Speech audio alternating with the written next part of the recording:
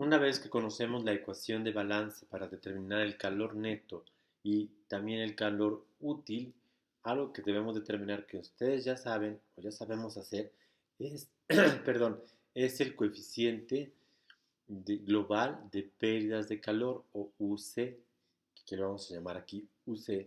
Para ello tendremos que hacer un circuito equivalente de resistencias a un colector solar de placa plana recubierto por una sola placa y con una sola cubierta de vidrio transparente. Aquí está esquematizado esa serie de resistencia.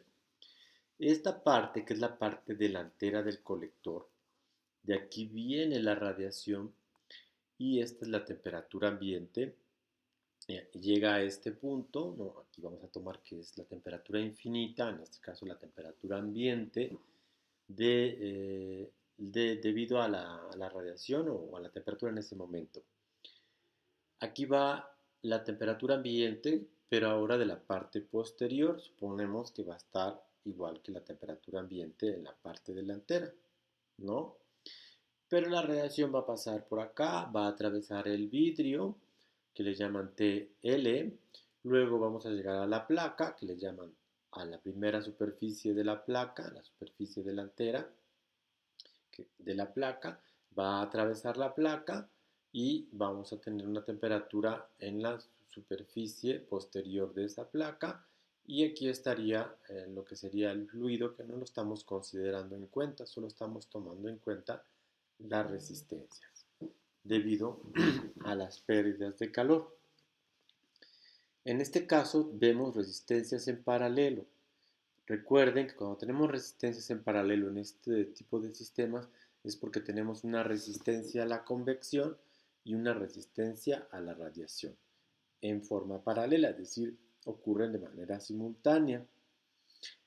Denotemos también aquí que la temperatura L en el vidrio eh, no hay conducción o no la tomamos en cuenta la conducción porque se supone que toda la radiación va a fluir, va a pasar a través de este vidrio. La podríamos considerar, sin embargo, en el diseño optamos por no considerarla porque no va a afectar de manera significativa las pérdidas de calor. Lo que va a afectar más la pérdida de calor es la placa, como lo dijimos. Pero una vez que atraviesa el vidrio, como el vidrio no se encuentra vacío, sino que tiene aire, va a ocurrir también convección y radiación. Si esto estuviera vacío, únicamente ocurriría radiación, pero aquí se supone que hay aire también. Llega a la superficie de la placa a temperatura P, hay una nueva temperatura y va a tener que vencer esta resistencia, que esta sí es debida a la conducción de la placa, que puede ser un metal, y entonces vamos a tener una pérdida de calor y la temperatura B va a ser la temperatura que se va a transmitir a través del fluido y además va a perder calor hacia el ambiente, también por convección y por radiación. De ahí que tenemos este sistema. Por lo tanto, la radiación total va a ser el inverso. Aquí, perdón, tenemos que determinar las resistencias o en este caso nos mandan la resistividad total para evitar meter al área. No consideramos el área, pues entonces tenemos la resistividad total que ya la considera.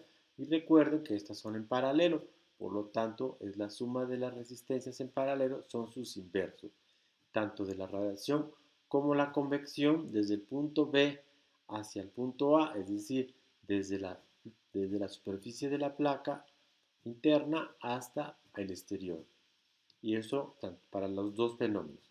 Luego viene la conducción de calor en la placa, es decir, la resistividad de la conducción de calor en la placa que va a ir de este punto a este punto, que es el mismo que de B a P o P a B. Y luego tenemos después de la placa y antes del vidrio tenemos las resistencias, en este caso resistividad, perdón, de la placa hacia el vidrio por radiación y por convección. Recuerden, es el inverso de las resistividades porque son resistencias en paralelo. Y por último vamos a considerar la resistividad de, que va desde el vidrio hasta el ambiente, desde la temperatura del vidrio, que suponemos que es la misma tanto anterior como posterior, debido a la capacidad que tiene el vidrio de transmitir la radiación solar. Y finalmente ya tendríamos esta ecuación. ¿Vale? Y aquí lo vamos a ver de mayor detenimiento y vamos a estudiar en el siguiente video un poquito más esta ecuación. Estoy haciendo videos cortos porque mi internet es muy lento y tarda mucho en poder subir estos videos a la plataforma. Espero que no sea molesto que los videos sean un poco cortos.